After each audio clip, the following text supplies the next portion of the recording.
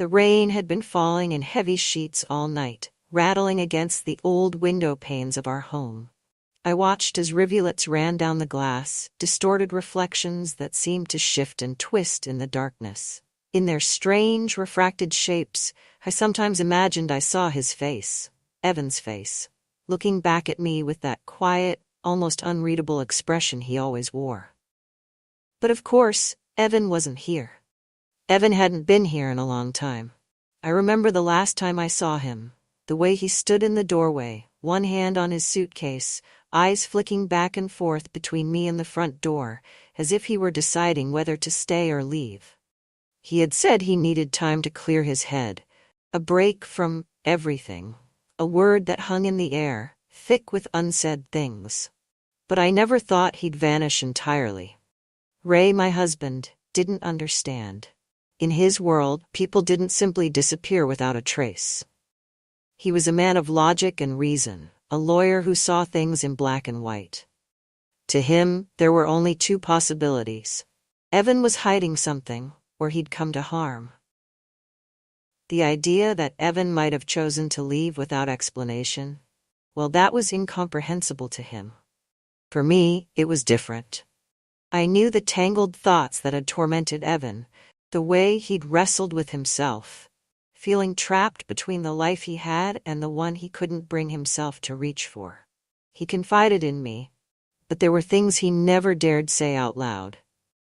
Things I knew without needing to be told. And then there was Lana, his girlfriend. I saw the look in her eyes the day she came to our house, her gaze sharp and suspicious as she scanned the living room, as if searching for a hidden clue. She thought I didn't notice, but I could feel the tension between us, thick as the fog that lay across our town every morning. She had questions that neither Ray nor I could answer, questions she had every right to ask, but I feared the answers more than I feared her accusations. Even now, the silence in our home feels like a presence of its own, filling every room and corner. Sometimes I catch myself listening, expecting to hear his footsteps on the stairs or his voice calling my name. But there's only the rain and the endless whisper of memories that cling to the walls, reminders of things better left unsaid. I am not proud of the things I've done, nor do I regret them. Regret, I've found, is for people who can afford to look back without flinching. For those of us who live in shadows, each decision is like a stone dropped into a well, rippling outward and vanishing into the darkness. But every stone leaves its mark, and eventually the weight becomes too much to bear. So here I am, waiting in this house, wondering if the rain will ever stop, or if I'll forever be caught in this storm, haunted by the face I see in the window and the secrets I can't forget. Ray and I met under circumstances that some might call serendipitous, though I would later come to wonder if fate wasn't simply in the habit of playing cruel tricks. I was 49 then, freshly divorced and weary from the battles of a marriage that had been, in the end, a hollow shell of what I'd once believed it could be. Ray seemed like a solid figure to lean on, a respected attorney, charming in that polished, quiet way that suggested he knew his own mind. When he proposed, I said yes without hesitation, eager to close the chapter on my past and start anew. Evan, though, was another story altogether. I first met Evan at Ray's country home, on a Sunday afternoon in early spring. He was perched on the porch steps, his shoulders hunched as if braced against a chill that wasn't there. There was a quietness to him, a restraint that I noticed right away. At 23, he had the look of someone who had seen too much too soon, a darkness in his gaze that made him seem far older. When I approached, he offered me a handshake, formal and polite, though his fingers were cold. I didn't know it then, but that first encounter would set the tone for our relationship in the years to come. There was always a distance between us, one that I couldn't quite bridge, and for a long time I assumed that Evan simply resented me for intruding on his life. Ray rarely spoke of him beyond a few passing comments about Evan's moods and how they'd never quite seen eye to eye. Evan moved into the guest house on our property not long after Ray and I married. He'd come home from college with plans to focus on his writing, ambitions that Ray seemed to view with a mix of skepticism and indifference. To him, a career had to be something tangible, something with prestige and purpose. Writing, he said, was all well and good as a hobby, but it wouldn't pay the bills.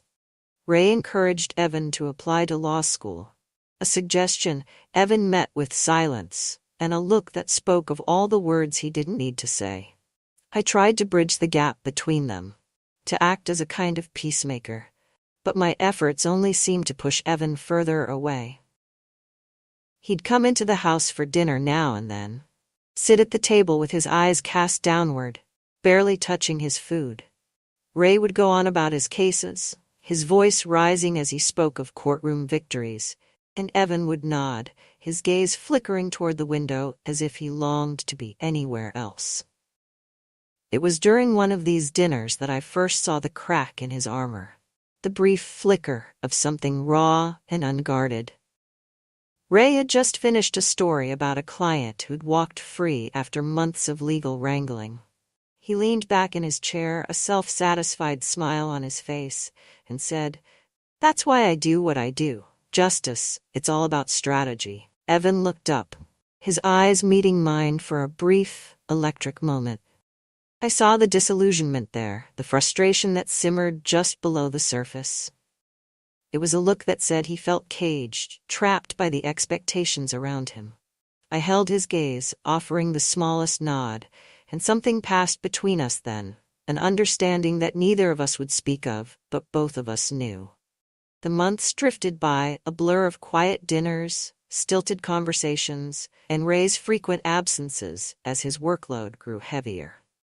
He would often spend long hours at the office or take business trips that left me alone in the house with my thoughts. I filled the silence with work, throwing myself into my real estate business, but there were times when I found myself drifting, my mind wandering to the guest house and the young man who lived there. Evan and I began to speak more often, our conversations starting with small pleasantries and gradually deepening. I'd find him in the garden, his hands deep in the soil as he tended to a small bed of herbs and flowers he'd planted. He told me it was something he'd started in college, a way to clear his mind and focus, though he'd never felt the need to explain it to anyone else. I listened, drawn to the quiet intensity in his voice, the way he seemed to find meaning in things that others might overlook. One evening, I brought him a cup of tea as he sat on the porch, a book open on his lap. He looked up in surprise, accepting the cup with a faint smile. "Thank you," he said, his voice soft. I sat beside him, the silence stretching between us, comfortable yet charged. We spoke of books, of the kinds of dreams he'd once held, and the realities that had crept in to replace them. He admitted that he often felt adrift, unsure of where he was headed, and I found myself nodding, understanding his restlessness far more than I cared to admit. As the weeks passed, our conversations grew longer, and there were moments when I sensed a shift, a tension that lingered in the space between us. It was subtle, a glance that held too long, a brush of fingers as I handed him a cup. I told myself it was harmless, that I was simply offering him the companionship he so clearly lacked. But deep down, I knew it was more than that. It was in early summer, during one of Ray's longer absences, that everything changed. I'd gone to the guest house to deliver a package that had arrived for Evan. He answered the door, his hair tousled, eyes bleary with the remnants of sleep. I stepped inside, intending to leave the package on the table and go, but something held me there. He looked at me, a question in his gaze, and I felt a pull, an ache that I hadn't realized had been building. We didn't speak of it afterward, didn't acknowledge the shift that had taken place, but there was no denying that things had changed. The weight of what we'd done settled over us like a heavy fog, but rather than pushing us apart, it seemed to bind us closer. We became cautious, careful to avoid Ray's notice, Yet there was an undeniable thrill in the secrecy, a thrill that both terrified and exhilarated me. But as much as we tried to keep things hidden, there were signs. Small, nearly imperceptible details that others might overlook, but that I knew could give us away. I could feel Lana's eyes on us, her gaze sharp and probing. She'd grown closer to Evan over the past months, and I could sense her suspicions building, a slow burn that simmered beneath the surface. She was protective of him, wary of anyone who might hurt him. And I knew that if she found out about us, she would not stay silent. I tried to maintain distance, to keep things casual when Lana was around, but there were moments when my guard slipped. A look, a gesture, a casual touch. It was impossible to hide the connection that had grown between us, and Lana, perceptive as she was, began to notice. One evening she pulled me aside, her tone polite but her words laced with accusation. "Is everything okay between you and Evan?" she asked, her eyes narrowing as she studied my face. I forced a smile, keeping my voice calm. "Of course, Lana, why wouldn't it be?" Her gaze lingered, a challenge in her eyes. "I don't know," she said slowly, as if testing my reaction. "He just seems different lately. I wanted to make sure everything was all right." I offered a reassuring nod, hiding the tremor that had started in my hands. "Evan's been under a lot of pressure," I replied, hoping to deflect her suspicions. "But he's fine. We're all fine." But as she walked away, I knew that the facade I'd so carefully constructed was beginning to crack. Lana was no fool, and the more she watched, the more she'd see. And so a new tension settled over me, a dread that gnawed at the edges of my mind, whispering that our secret wouldn't stay buried forever. After that summer night, a part of me hoped things would return to normal. I thought if I could act as if nothing had happened, maybe Evan and I could go back to the way we were before. But the closeness we shared was like a spark, one that flared bright and wouldn't be extinguished so easily. Every stolen glance, every accidental touch, felt charged with the memory of that evening, a memory that lingered between us like an unsaid confession. It wasn't long before I found myself drifting back to the guest house, often under the guise of delivering something or asking for his help with some trivial task. There was always a reason, a thin excuse to knock on his door. The guest house became a refuge, a world apart from Ray's presence, and from the prying eyes of anyone who might question our time together. On most days, we'd simply talk, our conversations a patchwork of dreams, frustrations, and musings that neither of us felt free to share with anyone else.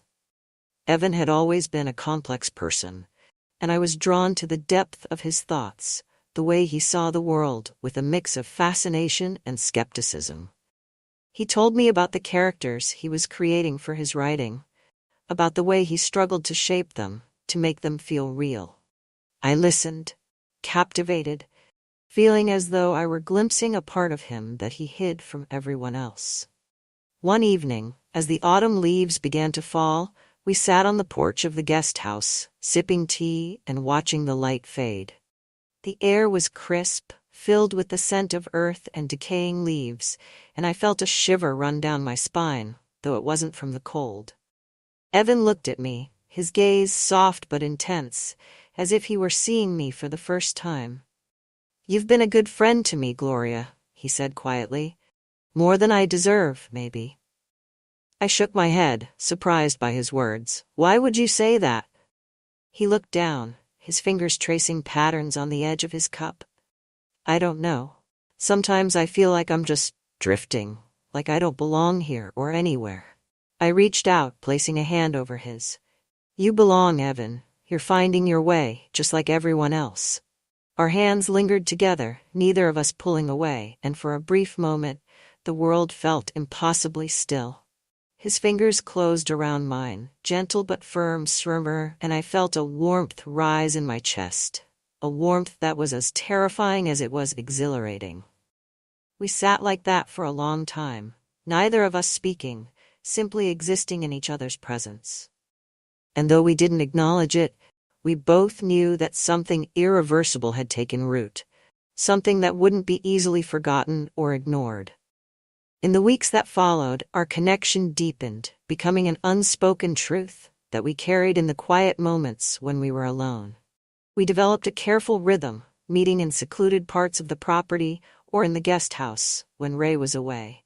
Each encounter was a mix of anticipation and dread, a thrill tempered by the knowledge that we were walking a dangerous line. Ray, oblivious as ever, remained preoccupied with his work. He'd taken on a high-profile case that demanded long hours, and his frequent absences became the backdrop against which Evan and I's relationship flourished. I told myself that we weren't hurting anyone, that our connection was something beyond the ordinary, something that neither of us had chosen but simply fallen into. But in the back of my mind, I knew the truth.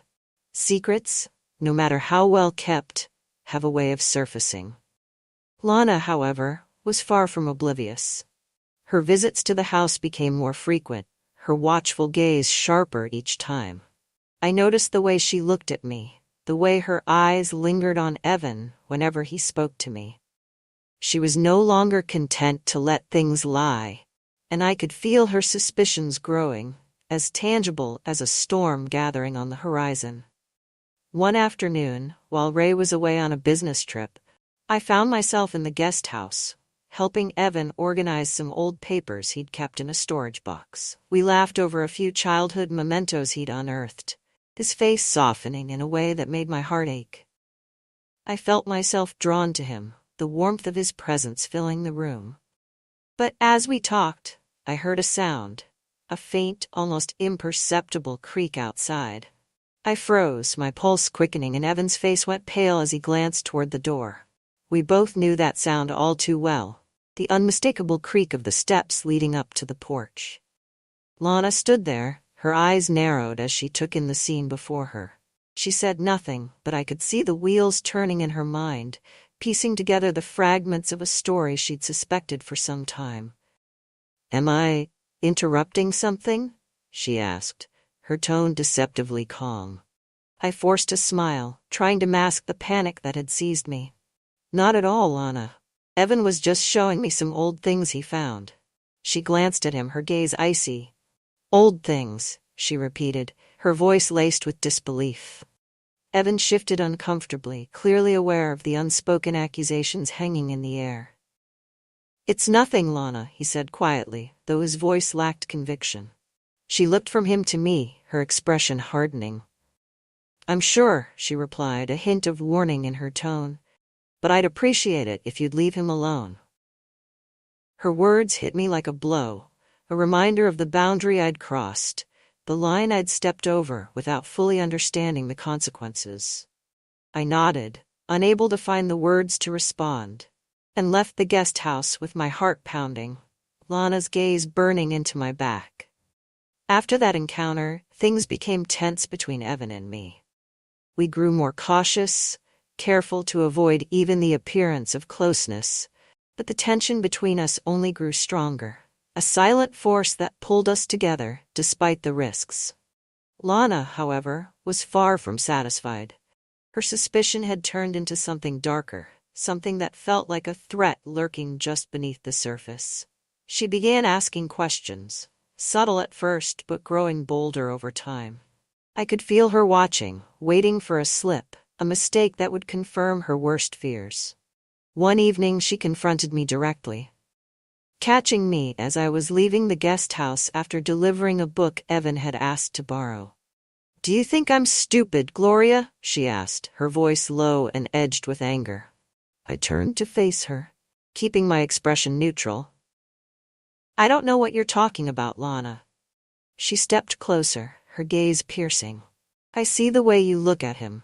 I'm not blind, Gloria. You think you can just sweep in here and play whatever game you're playing, but I won't let you hurt him." The accusation in her words was unmistakable, and for a moment I felt a flicker of shame. But I quickly suppressed it, holding my ground. "I care about Evan," I said evenly, "and I would never hurt him." She scoffed, crossing her arms. "Is that what you tell yourself?" That this is harmless? Her voice dropped to a whisper. You're playing with fire, Gloria, and people get burned. Her words lingered in my mind long after she left, a warning that echoed through my thoughts like a dark promise. But no matter how much I tried to distance myself, to put space between Evan and me, I couldn't break free from the bond we'd forged. The secrecy, the danger, it only made our connection stronger, drawing us closer even as it pushed us further into the shadows. As winter approached, the tension reached a boiling point. Every encounter with Lana felt like a battle of wills, a silent standoff in which neither of us was willing to back down. She watched me with an intensity that bordered on obsession, her eyes filled with a fierce protectiveness that I knew would only end in confrontation. Yet I couldn't walk away from Evan, couldn't sever the connection that had become as vital to me as air. The guest house became our sanctuary, a place where we could be ourselves without the weight of judgment or the expectations of others. In those stolen moments, we were free, unburdened by the world outside. But freedom, I soon realized, is a fragile thing, a luxury that comes at a price. And as the days grew colder, I felt the storm brewing around us, a storm that I knew would shatter the delicate balance we'd created. Lana's suspicions were no longer just suspicions. They were a threat, a force that would soon demand answers. Answers I wasn't ready to give. In the end, it wasn't a question of if things would come crashing down, but when. And as much as I tried to prepare myself to brace for the inevitable, I knew that some storms cannot be weathered. They can only be survived, if one is lucky enough to make it through the other side. The days after that confrontation with Lena felt like walking on shattered glass. Every conversation, every look she gave me seemed sharpened, a pointed reminder that she was watching. My nights became restless. I'd lie awake listening to the quiet creaks and groans of the old house, convinced that each sound was someone creeping down the hall, ready to expose my secret. Even Ray seemed to pick up on the tension, casting occasional puzzled glances in my direction, though he never directly questioned me. I'd become accustomed to the silence, to carefully maintaining a mask of calm, but Lana was something else entirely. She was relentless, hovering on the edges of our life, a constant presence that I couldn't escape. She came by the house almost every day, often finding reasons to pull Evan away for long, whispered conversations. I couldn't hear what they discussed, but I could see the frustration building in Evan, his posture tense, his words clipped whenever he finally returned. The worst part was the doubt. I'd begun to wonder if perhaps Lana was right to be suspicious, if I'd allowed myself to cross lines that I could never uncross. Yet even as these thoughts plagued me, I found myself drawn back to Evan, helpless against the pull that he exerted over me. We'd managed to keep things hidden so far, but I knew that with Lana around, the walls were closing in fast. One evening, as I was putting away the last of the dishes after dinner, Lana appeared in the doorway, her expression unreadable. She looked at me for a long moment, and I could feel the weight of her scrutiny pressing down on me. "I need to talk to you," she said, her tone steely. I set the dish towel down, my hands trembling slightly. "What is it?" She closed the distance between us, her eyes narrowing. "Whatever game you think you're playing, it ends now. I won't let you hurt him." A coldness settled in my chest, but I kept my voice steady. "I don't know what you're talking about, Lana." "Oh, don't play dumb with me," she snapped, her voice low but fierce. "I see what's going on here. I see the way you look at him, the way you act around him. You think I haven't noticed? That everyone hasn't noticed?" Her words struck like a slap, but I forced myself to keep my composure. "You're being paranoid, Lana. Evan is my stepson, nothing more." She scoffed, a bitter smile twisting her lips. "You can tell yourself that all you want, but you can't fool me. I've seen the way he looks at you too. I've heard the things he won't say." I took a deep breath, struggling to keep my voice calm. Lana, I care about Evan. He's been through a lot, and I'm trying to be there for him. That's all. She shook her head, her expression filled with a strange mixture of pity and disgust. If you really cared about him, you'd stay away. He doesn't need this. Whatever this is. She paused, her voice softening just a little. He deserves better than to be caught up in your mess. With that, she turned and walked away, leaving me standing alone in the kitchen, the chill of her words lingering in the air. For the first time, I felt the full weight of what I'd done, the impact of the choices I'd made. Lana was right. Evan deserved better. But it was too late to change things now. I'd crossed too many lines, and there was no going back. After that, things grew worse. I felt Lana's eyes on me at every turn, her presence a constant reminder of the secrets I carried. Evan, too, seemed to grow distant, pulled in two directions by forces he couldn't reconcile. I tried to reach him, to bridge the gap that was widening between us, but he was slipping further away with each passing day. One night, as I sat alone in the living room, the tension finally reached a breaking point. I heard voices coming from outside, hushed but intense, and I moved toward the window, peering out into the dark. There, by the guest house, I saw them. Evan and Lana, standing close together, their faces partially obscured by shadows. They were arguing, their voices barely audible, but I could sense the anger, the frustration, the desperation in their tones.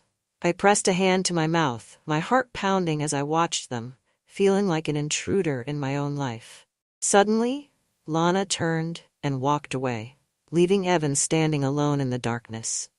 He watched her go, his posture slumped, his face etched with a pain that cut through me like a knife. I wanted to go to him, to comfort him, to tell him that everything would be okay.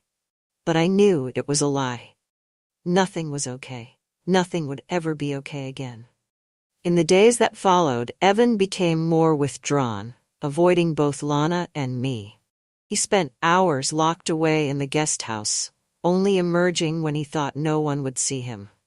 I tried to reach out, to bridge the growing distance between us, but he brushed me off, his words curt and distant. The strain took its toll on me. I could feel myself unraveling, my mind consumed by thoughts of Evan, of Lana, of the secrets that threatened to destroy everything I'd built. I became paranoid, jumping at every sound, convinced that Lana was watching, waiting for the moment when she could finally expose me. Then, one night, Evan disappeared. It was a cold, rainy evening, and Ray had been delayed at work, leaving me alone in the house.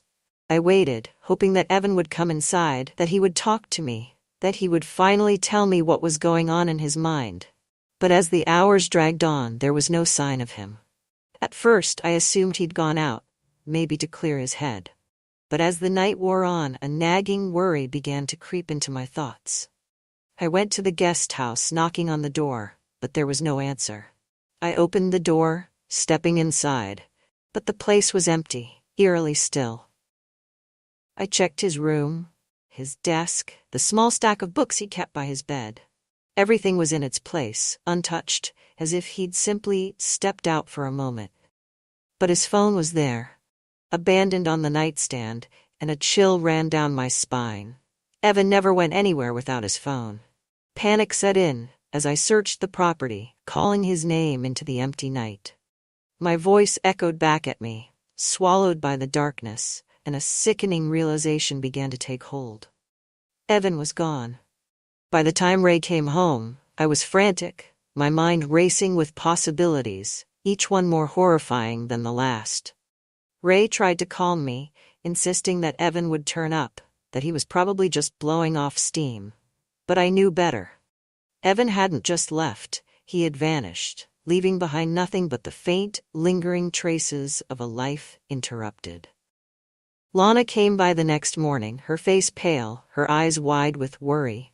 She claimed she hadn't seen him, but I could see the suspicion in her gaze, the unspoken accusation that hung between us. Days turned into weeks, and still, there was no sign of him. The police were called, a search was conducted, but nothing turned up. It was as if Evan had been swallowed by the earth, leaving behind only questions and a hollow ache that grew with each passing day. I could feel Ray's eyes on me, the doubt in his gaze growing with every unanswered question. He began to ask about the time I spent with Evan, the conversations we'd had, the things we'd shared. I tried to keep my answers vague, to avoid giving him any reason to dig deeper, but I could sense his suspicion mounting. And Lana's presence became a haunting shadow, a constant reminder of the secrets that lay buried beneath the surface. She was relentless, her accusations growing bolder, her words laced with venom. She claimed to know things, to have seen things, and I began to wonder if perhaps she did. Her anger was like a flame, consuming everything in its path, leaving me defenseless against the weight of my own guilt. The police questioned me too, their voices calm but their eyes sharp, probing for cracks in my story. I kept my answers measured, careful to reveal nothing, but inside I was falling apart. The paranoia, the fear, the guilt, it was all too much, a weight that pressed down on me, suffocating me in silence. Everywhere I looked, I saw ghosts, remnants of a life that had unraveled in the blink of an eye. The house felt empty, hollow, a shell that held only memories of the things I'd lost. And in the quiet moments, when I was alone with my thoughts, I could still feel Evan's presence, a shadow that lingered in the corners of my mind, haunting me with the knowledge of what I'd done. As the days stretched into months, I realized that Evan's disappearance was not just a tragedy. It was a reckoning, a reminder that some secrets are too heavy to carry, that the truth has a way of surfacing, no matter how deeply it's buried. And so, I waited, trapped in the web of my own making, haunted by the memory of a face that I could no longer see but could never forget. Because in the end, the past has a way of catching up with us all, and I knew, deep down, that my time was running out. The day Detective Harris arrived, the sky was a somber gray, casting the house in a dim, muted light that seemed to deepen every shadow. I stood by the window, watching as he stepped out of his unmarked car, a tall, lean figure with a deliberate, almost languid gait. He wore a dark trench coat, his expression unreadable as he approached the house, his eyes taking in every detail, every crack and crevice, as though he could divine secrets from the very walls. Ray greeted him at the door, his voice tense but composed. I lingered in the hallway, uncertain of what to expect, my pulse quickening as I heard their voices draw nearer. When Ray called me over to meet Detective Harris, I took a deep breath, forcing myself to stay calm as I entered the room. "Mrs. Kinsley," the detective said, extending a hand with a polite nod. His gaze was sharp, assessing, the kind of look that seemed to see far more than it let on. "Detective," I replied, shaking his hand. His grip was firm, his expression calm, but there was a subtle intensity in his eyes that unsettled me. He gestured to the living room, where he took a seat in one of the armchairs, pulling out a small notebook and pen. "Thank you for meeting with me," he said, his tone professional. "I know this is a difficult time, but I'd like to ask you a few questions about Evan's disappearance." "Of course," I replied, my voice steady despite the tremor in my hands. I sat down across from him, folding my hands in my lap, forcing myself to appear calm. Ray sat beside me, his face pale, his jaw clenched as he watched the detective. Harris glanced between us, his gaze lingering on me for a moment before he began. "From what we've gathered, Evan was last seen here at the house," he said, flipping through his notes. "Can you tell me about the last time you saw him?" I hesitated, my mind racing as I recalled that night, the memory hazy and fractured by the fog of worry and guilt that had plagued me ever since. "It was a few days before he disappeared," I said slowly. "He seemed troubled, distracted. He mentioned needing some space, some time to clear his head." Harris nodded, his pen scratching across the page as he took notes. "And did he mention where he was planning to go?" "No," I replied, shaking my head. "He didn't say anything specific, just that he needed to get away for a while. He looked up, studying my face, his expression thoughtful. Did he often leave without telling you where he was going? I glanced at Ray, sensing his tension beside me. Not often, no, but he'd been going through a rough time lately. He was unhappy. I chose my words carefully, not wanting to reveal too much, though I could feel Harris's eyes on me, probing for any hint of deception. Harris jotted down a few more notes before glancing back up. Unhappy in what way? Did he have any issues with anyone in the family, perhaps? Ray shifted uncomfortably, his mouth tightening. Evan and I had our differences, he admitted, his voice edged with frustration. He's always been a bit lost, you might say. I tried to guide him, but he was stubborn, set in his ways, always focused on his writing, never willing to consider anything more practical. I could feel the weight of Ray's resentment, the unspoken disappointment that had colored his relationship with Evan for years. Harris seemed to sense it too, his gaze lingering on Ray before turning back to me. "And you, Mrs. Kinsley?" he asked, his tone casual, but his eyes sharp. "What was your relationship with Evan like?" The question caught me off guard, and I struggled to keep my expression neutral. We got along well," I said, choosing my words carefully. "I cared about him. I wanted him to feel at home here."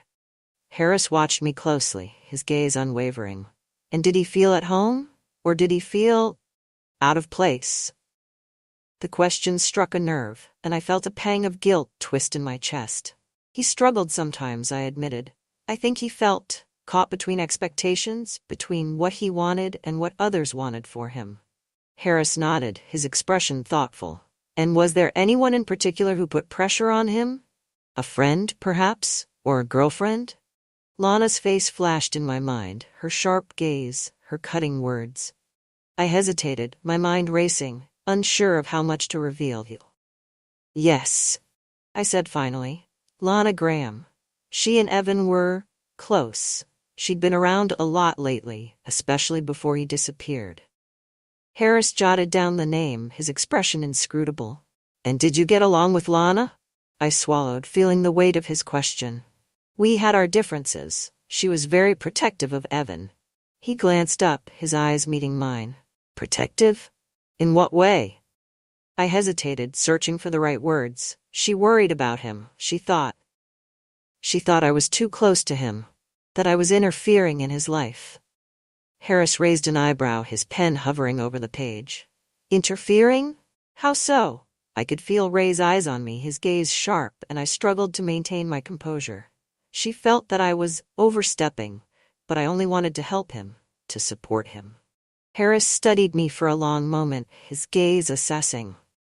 "I see," he said finally, jotting down a few more notes. "And was Evan aware of her concerns?" I nodded, feeling the tension in my chest tighten. "Yes, he was caught in the middle, I think. He didn't want to hurt anyone." The detective's pen scratched across the page, the sound filling the silence as he continued his questioning. He asked about our routines, our interactions, every small detail of the days leading up to Evan's disappearance. I answered as best as I could, careful not to reveal too much, though I could feel his scrutiny pressing down on me, the weight of his gaze like a spotlight exposing every flaw, every crack in my story. As the questioning continued, a sense of dread settled over me, a creeping realization that he was piecing together the truth, or at least some version of it. He asked about my relationship with Ray, about the time I spent at the guest house, about the arguments I'd had with Lana. Each question felt like a trap, a subtle attempt to lure me into revealing more than I intended. Finally, after what felt like hours, Harris closed his notebook, his gaze lingering on me for a moment before he rose from his seat. "Thank you for your time, Mrs. Kinsley," he said, his tone polite but his eyes sharp. "If I have any further questions, I'll be in touch." I forced a smile, nodding as I stood to see him out.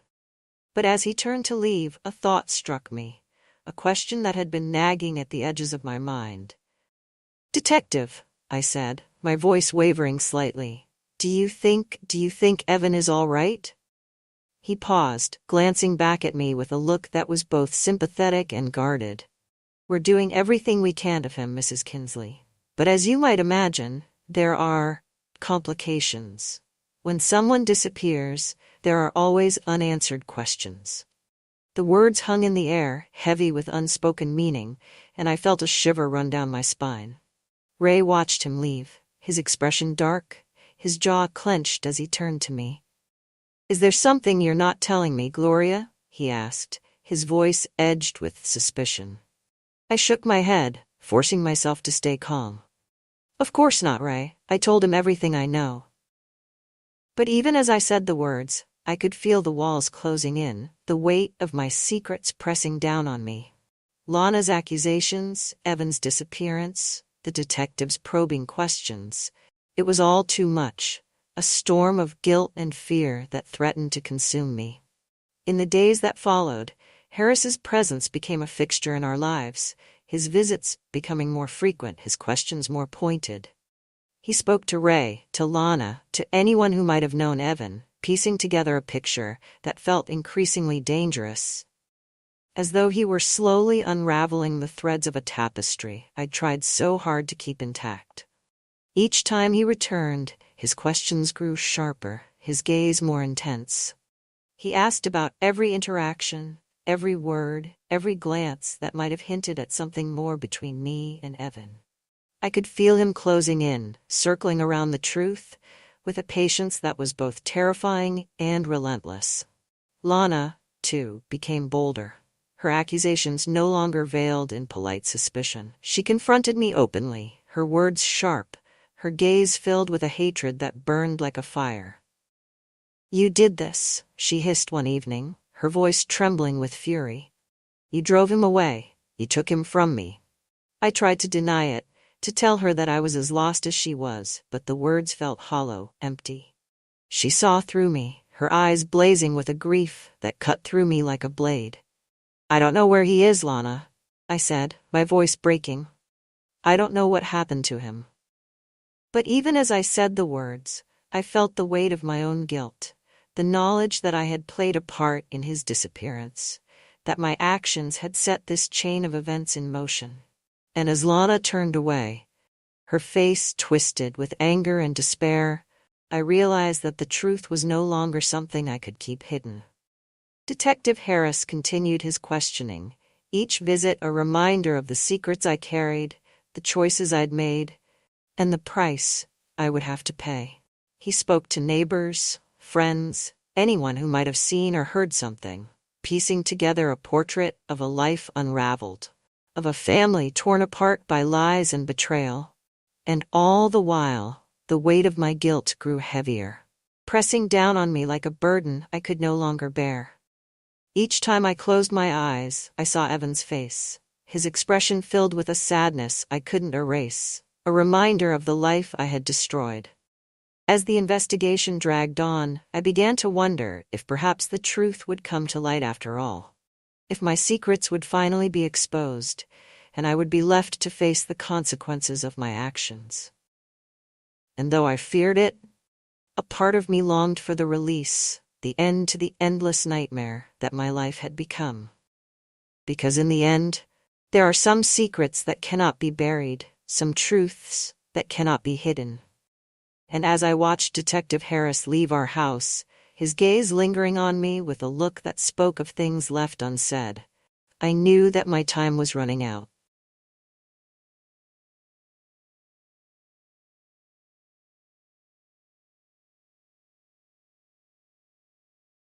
It was a mistake. I told myself that every time it happened. The first time Eric kissed me, I swore it would never happen again.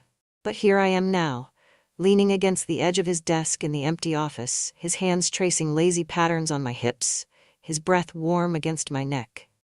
I should stop this. I should push him away, remind him and myself that this is wrong. I'm 55, divorced, and the head of the design team in a company where whispers travel faster than an email. He's 25, a brilliant programmer with a bright future ahead of him. And yet, when his lips brush against my collarbone, all my reasons for resisting dissolve like mist. "Do you ever think about what we're doing?" I whisper, my voice shaky. Every second, he murmurs, his lips curving into a smirk against my skin. It's intoxicating, the way he looks at me like I'm the only person in the world. When Eric walked into our office 6 months ago, I barely noticed him. Just another young, ambitious face in a sea of new hires. But he noticed me, and that's how it started. The first time we were alone, it was an accident, or at least, that's what I told myself. We were the last two in the office, finishing up the mock-ups for a pitch that was due the next morning. I'd been exhausted, my hair slipping out of its usual neat bun, my blouse rumpled from hours of work. But Eric? He wasn't tired. He was sharp, energetic, and so damn confident. "You don't give yourself enough credit," he said, leaning back in his chair, his gaze steady on mine. I laughed, brushing off the compliment. "I'm just doing my job." "No," he said, his tone soft but firm. "You're brilliant, and I think you know it." It wasn't what he said, it was the way he said it, like he saw something in me I hadn't felt in years. That night, something shifted. And now, as he pulls me closer in the dim glow of the office, I can't help but wonder how much further we'll fall before we hit the ground.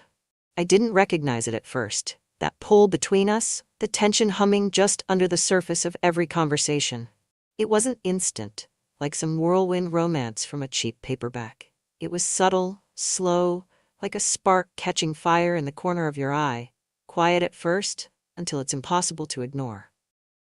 I'm Lorraine, 55 years old, divorced for nearly a decade, and one of the senior leads at Apex Interactive, one of the biggest gaming companies in the country.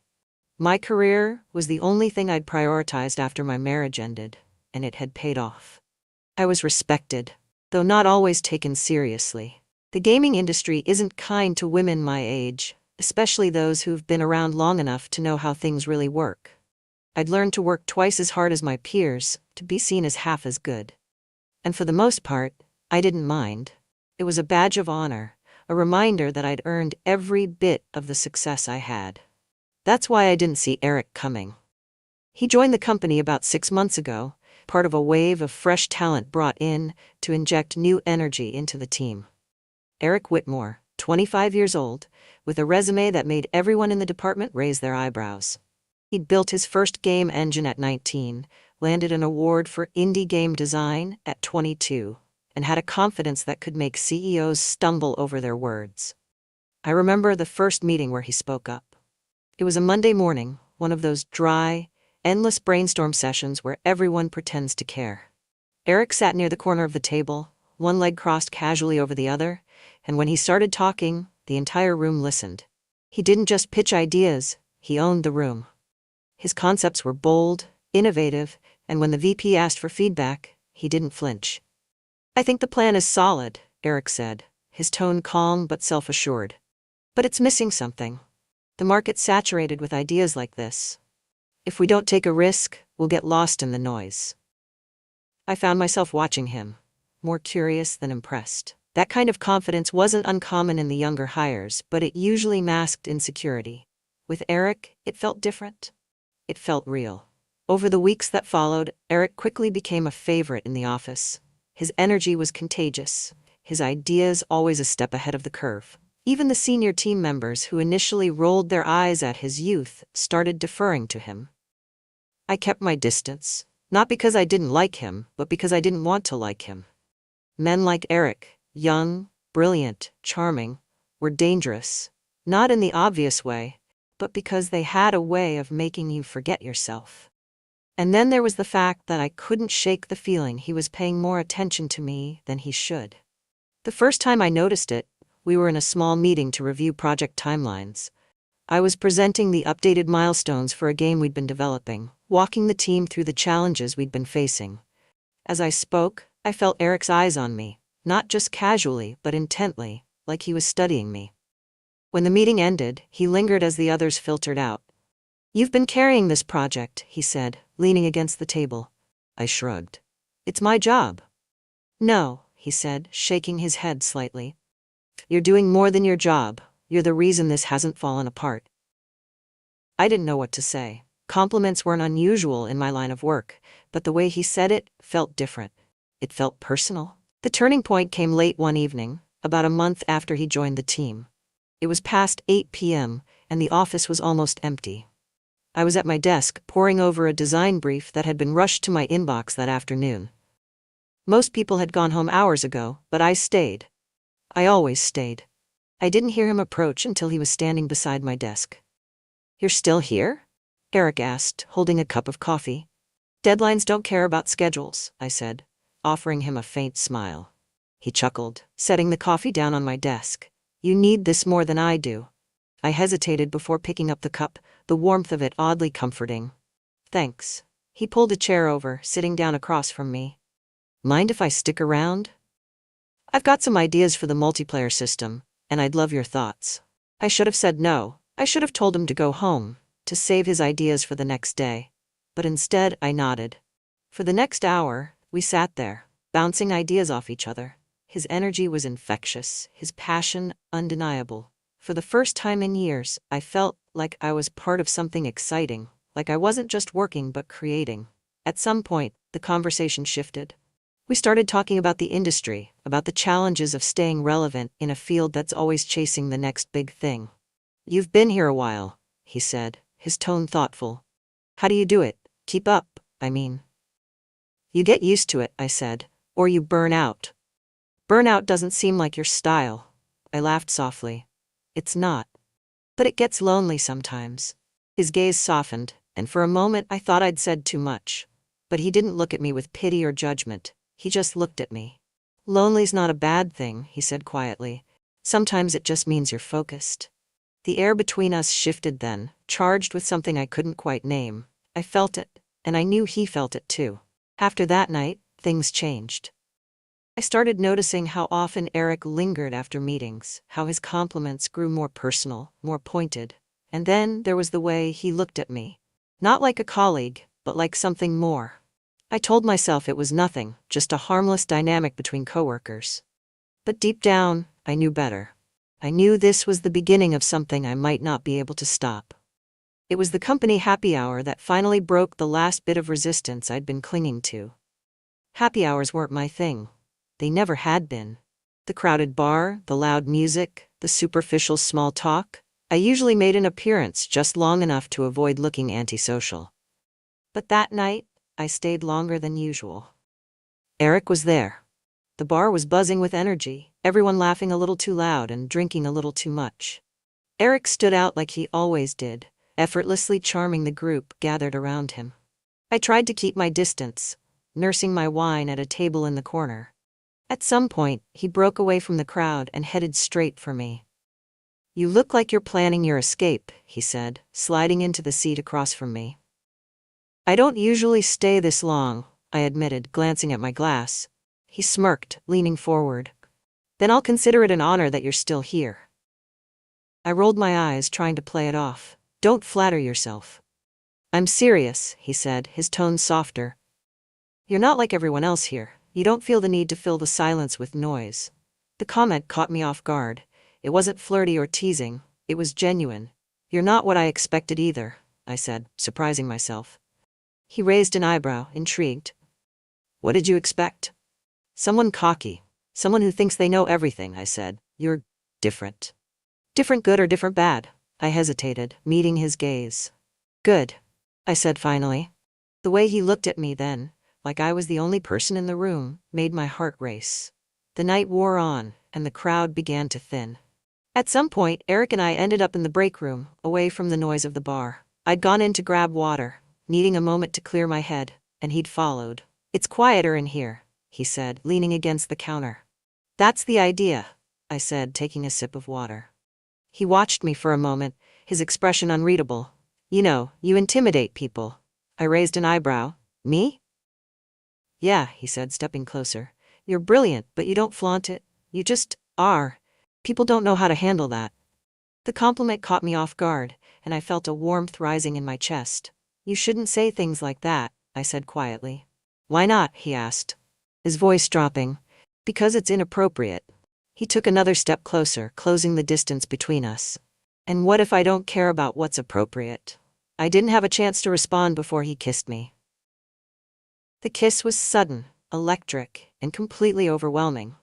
My first instinct was to pull back, to stop this before it went any further. But when I felt his hands gently resting on my waist, his touch hesitant yet deliberate, something in me gave way. I kissed him back. The world outside that room seemed to vanish. It was just the two of us, the tension that had been building for weeks finally breaking. His lips were soft but insistent, his hands sliding up my sides as he pulled me closer. For a moment, I let myself get lost in it. I let myself feel the rush, the thrill, the sheer audacity of what we were doing. But then the sound of voices outside the door snapped me back to reality. "Eric," I whispered, pulling away. "We can't do this." He didn't let go of me, his forehead resting against mine. "Why not?" "Because it's wrong," I said, my voice trembling. He stepped back, his hands falling to his sides. "Do you really believe that?" I didn't answer. I couldn't. I avoided him for days after that. At work, I made sure we were never alone together. I kept our conversation strictly professional, refusing to acknowledge the unspoken tension between us. But it didn't matter. Every time I saw him, every time he looked at me, I felt it all over again. And then he sent me a message. It was late at night, long after I should have been asleep. My phone buzzed on the nightstand, and when I saw his name, my heart skipped a beat. "Can we talk?" I stared at the message for what felt like an eternity before typing back. "I don't think that's a good idea." His response came almost immediately. "I'll come to you."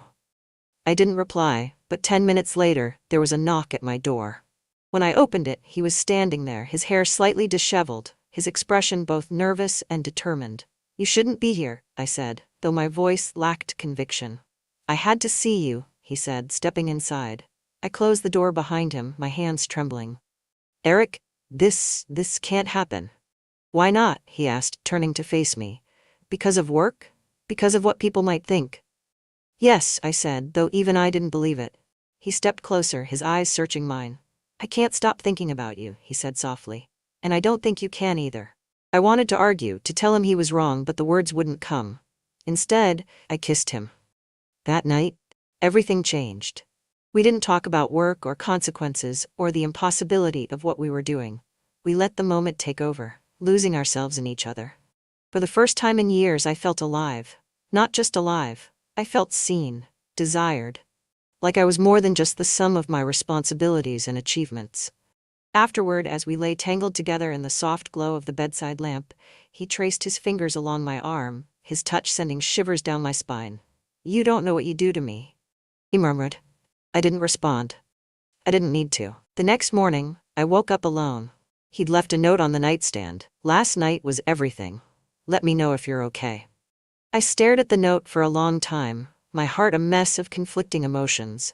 Part of me wanted to end it right then, to go back to the way things were before. But another part of me, the part that craved the way he made me feel, knew it was already too late. After that night, there was no turning back. Eric and I fell into a rhythm, one that danced dangerously on the edge of exposure. It started with stolen moments at work, his hand brushing against mine as we passed each other in the hallway, the way his gaze lingered during meetings when no one else was looking. Then came the late-night texts. "Thinking about you. I can't stop. Come over." Each message pulled me further into him, into the gravity of what we'd started. One afternoon, we found ourselves alone in one of the smaller conference rooms. Most of the office had cleared out early for lunch, leaving the space unusually quiet. We were supposed to be discussing a design review, but neither of us could focus. Eric sat across from me, his chair tilted back, his fingers tapping idly on the edge of the table. He was wearing that faint, knowing smirk of his, the one that made my heart race despite myself. "You're distracted," he said, breaking the silence. "So are you," I shot back, trying to maintain my composure. He leaned forward, his voice dropping. "I can't help it. You're right in front of me." My breath caught, and for a moment I forgot how to respond. He reached across the table, his hand brushing mine, and I felt the heat of his touch like a spark. "Eric," I whispered, glancing toward the glass walls of the conference room. "No one's here," he said softly, his fingers curling around mine. "It's just us." The rational part of me knew we were being reckless, but the way he looked at me, like he was daring me to let go, made it impossible to think straight. He stood, rounding the table until he was standing beside me. He didn't touch me right away. He just stood there. his presence overwhelming, his gaze locked on mine. "Do you want me to stop?" he asked, his voice barely above a whisper. I didn't answer. I couldn't. He took my silence as permission, leaning down to press his lips to mine. It was slow at first, deliberate, as though he was savoring every second, but when I reached up, pulling him closer, the kiss deepened, and all the tension that had been building between us spilled over. That was how it started. Stolen moments in conference rooms, whispered exchanges in empty hallways, the thrill of secrecy fueling every touch, every kiss. But it didn't stay contained to the office for long. One night, after a particularly grueling day at work, Eric texted me, "Come over, I need to see you." I hesitated, staring at the screen, my pulse quickening. I knew I should say no, that this was getting out of hand, but instead I found myself typing back, "Send me the address." When I arrived at his apartment, he was waiting for me at the door. He didn't say anything. He just pulled me inside, his hand sliding to my waist as he kissed me like he'd been waiting for this all day. His apartment was small but tidy, with shelves lined with books and a desk cluttered with sketches and programming notes. It was a space that felt wholly him. Young, creative, and full of energy. We didn't talk much that night. There wasn't any need for words. Our meetings became more frequent, more intense. We'd spend hours in his apartment, the city lights filtering through the windows as we lost ourselves in each other. But the secrecy came with a price. One afternoon, Carla, my closest friend and colleague, pulled me aside in the break room. "Lorraine," she said, her tone careful but pointed, "is there something going on with you and Eric?" My heart stopped. "What do you mean?" "I mean, people are talking," she said, lowering her voice. "You two have been spending a lot of time together, and it's not just me noticing." I forced a laugh, shaking my head. "We're working on the same project. Of course we spend time together." Carla didn't look convinced. "Just be careful," she said. "This place has eyes everywhere." Her words stuck with me, a constant reminder of the risk we were taking. The first real crack in our carefully constructed world came during a company retreat.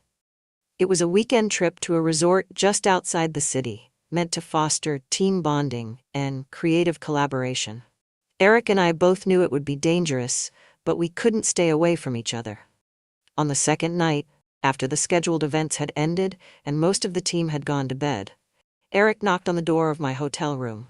I opened it just enough to see him standing there, his tie loosened, his shirt slightly rumpled. "Eric," I whispered, glancing down the hallway. "What are you doing here?" "I couldn't stay in my room," he said, his voice low. "Not when I knew you were just down the hall." I hesitated, my heart pounding. "This is too risky." He stepped closer, his hand brushing against the doorframe. "Then tell me to leave." I didn't. I let him in. We tried to be careful, but the retreat only heightened the tension between us. By the time we returned to the office, it felt like everyone was watching. Rumors started to swirl, quiet at first, then louder. Carla tried to warn me again, but I brushed her off, telling myself she was just being paranoid. But deep down, I knew the truth. Our secret wasn't as well hidden as we thought. One day, during a particularly heated meeting, the VP made a comment that sent a chill down my spine. "It's great to see such strong collaboration between you and Eric," he said, his tone light but laced with something else. "I'd almost think you two were inseparable." The room went silent, all eyes on us. Eric didn't flinch, his composure unshaken, but I felt my face flush. After the meeting, I pulled him aside. "We need to be more careful," I said, my voice low. He smirked, leaning against the wall. "Let them talk, they don't know anything." But they did, or at least they suspected, and the closer we became, the harder it was to keep the truth hidden. I should have known it would all come crashing down. It was only a matter of time. For weeks, the tension at work had been palpable. People weren't outright saying anything, but I could feel the weight of their stares. The whispered conversations that stopped the moment I walked into a room, the pointed glances whenever Eric and I were seen together, it was all building towards something I couldn't stop. But I wasn't prepared for how it happened. It was a Wednesday morning when the email hit my inbox. The subject line read, "HR follow-up confidential."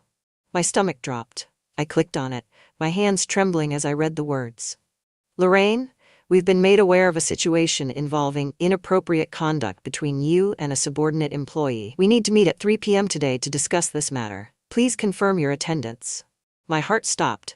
I reread the email 3 times, my mind racing. Someone had said something. Someone had known. But who? I called Eric immediately. "They know," I said, my voice shaking. "HR just emailed me." There was a long pause on the other end of the line. "What do you mean they know?" he asked, his voice tense. "I don't know how," I said, pacing my office. "But they're calling me in this afternoon. Eric, this could ruin everything." "I'll handle it," he said quickly. "If they ask, I'll say it was all me. You didn't do anything wrong." "No," I said firmly. "I'm not letting you take the fall for this. We're in this together." But as I hung up the phone, I couldn't shake the sinking feeling in my chest. The meeting was worse than I'd imagined. 3 HR reps sat across from me in a cold, sterile conference room. One of them, a woman with sharp features and an unreadable expression, slid a stack of printed emails across the table. "Lorraine," she said, her tone calm but firm. "Can you explain these?" I stared at the pages, my blood running cold. They were emails between Eric and me, personal, flirtatious, unmistakably inappropriate. Messages I thought had been private. "Where did you get these?" I asked, my voice barely above a whisper. "They were brought to our attention anonymously," she said. "We won't disclose the source." Anonymous. My mind raced. Someone had leaked these. Someone wanted to see me fall. The rest of the meeting was a blur. They asked question after question, dissecting every interaction I'd had with Eric over the past few months. I tried to keep my answers measured, professional, but the evidence was damning. When the meeting ended, I walked out of the room feeling like a shell of myself. Eric was waiting for me in the hallway. One look at my face, and he knew. "What did they say?" he asked quietly. "They're still deciding," I said, my voice trembling. "But this isn't going to end well." He reached for my hand, but I pulled away. "Eric, we can't, not here." He nodded, his jaw tight. "Let's talk after work." That evening, we met at his apartment. The air between us was heavy, charged with a mix of anger, fear, and desperation. "This isn't fair," Eric said, pacing the room. They're treating you like a criminal for something we both wanted." "It doesn't matter what we wanted," I said, sinking onto the couch. "All they care about is appearances, and I'm the one they're going to blame." He stopped, turning to face me. "Then let me fix it. I'll go to HR, tell them I was the one who pursued you. They'll let you off the hook." "No," I said sharply. "I'm not letting you ruin your career for me." "What career?" he snapped. "They've already decided I'm guilty. I'm as screwed as you are." His words hit me like a punch to the gut. I opened my mouth to argue, but the look in his eyes stopped me. "We shouldn't have done this," I said quietly. "Don't," he said, his voice breaking. "Don't act like this was a mistake." I looked away, tears stinging my eyes. "It doesn't matter anymore, does it? We can't go back." The next day, the fallout began. HR sent out a memo to the team, vaguely addressing inappropriate workplace conduct and emphasizing the company's commitment to professionalism. My name wasn't mentioned, but everyone knew. Carla stopped by my office that afternoon, her expression a mix of concern and disappointment. "Lorraine," she said softly, "I don't know what to say." "There's nothing to say," I replied, forcing a weak smile. "I messed up, that's all there is to it." She hesitated, then placed a hand on my shoulder. "For what it's worth, I'm sorry. I know you didn't mean for this to happen." Her words were kind, but they didn't ease the weight on my chest. By the end of the week, I knew what I had to do. I called HR and told them I'd resign. They didn't argue. It was easier for everyone that way. Eric tried to talk me out of it, but I was firm. "This is my mess," I said, "and I'm cleaning it up." He didn't agree, but he didn't fight me either. The day I cleared out my office was one of the hardest of my life. I packed my things in silence, avoiding the eyes of my coworkers as I carried the box to my car. Eric met me in the parking lot, his expression unreadable. "This isn't goodbye," he said, his voice quiet but determined. I didn't respond. I couldn't. The day I walked out of Apex Interactive for the last time, the world felt heavier. It wasn't just the weight of the cardboard box in my arms, filled with the remnants of over a decade of work. It was the weight of knowing I'd destroyed everything I'd built. For weeks, I avoided everyone. Calls from Carla went unanswered. I didn't even bother to check social media. I couldn't stomach seeing the whispers or speculation from colleagues who'd once admired me.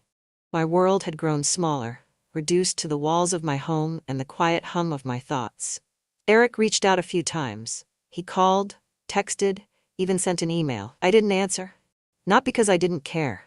I cared too much. That was the problem. I needed time to think, to process what had happened. What we'd done. One night, about a month after I left Apex, a letter arrived. It was addressed in Eric's unmistakable handwriting, a reminder of the closeness I'd tried so hard to forget. I sat at the kitchen table, staring at the envelope for what felt like hours before finally opening it. Lorraine, I don't know if you'll read this, but I need you to know how sorry I am. Not for what we had, I'll never regret that, but for the way it ended. You didn't deserve what happened, and I hate myself for being part of it. I'm in Seattle now, working on an indie project with some friends. It's not the same without you. Nothing is, but I'm trying to move forward, and I hope you are too. If you ever want to talk, you know how to reach me. Always, Eric. I folded the letter carefully, setting it aside. My chest felt heavy, torn between the lingering ache of missing him and the relief of knowing he was okay. In the months that followed, I started to rebuild. I picked up freelance work, small projects that kept me busy but didn't demand too much. It wasn't the same as leading a team at Apex, but it was something. Chloe, my daughter, visited more often, her presence a lifeline I hadn't realized I needed. She didn't know the full story, only that I'd left my job after a difficult situation. I was grateful she didn't press for details. One evening, as I was finishing up a design proposal, my phone buzzed. It was a message from Eric. Hey, just wanted to say I'm thinking about you. I stared at the screen, my thumb hovering over the reply button. A part of me wanted to answer, to tell him I was thinking about him too. To ask about Seattle, about his new project, about everything we could have been if the circumstances had been different. But another part of me, the part that had spent months piecing myself back together, knew that reopening that door might unravel it all. I set the phone down without responding, my heart heavy but resolute. Some stories don't have clean endings. There are no perfect resolutions, no neat bows to tie everything together. What Eric and I had was messy, complicated, and unsustainable. But it was also real. He made me feel things I didn't think I could feel again. For that, I'll always be grateful. But some fires burn too brightly to last.